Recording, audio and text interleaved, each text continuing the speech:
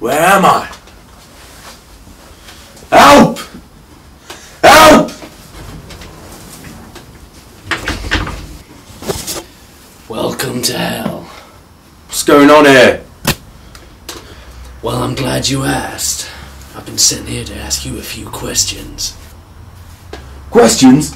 Questions about what? I ain't done nothing, mister. Just let me go. Please, call me Knuckles.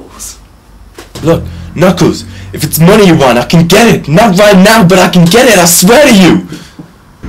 Money? What money? Looks like you're in more trouble than you anticipated.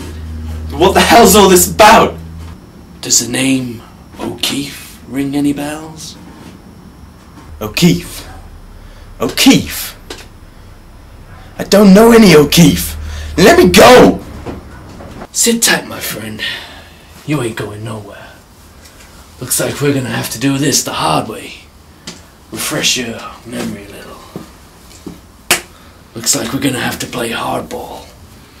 Okay! Okay, I'll talk! I'll talk, goddammit! Just don't hurt me! That's good. That's real good. I'm all ears. This goes deep. How deep? The mob, the police, City Hall, you name it, they're on it!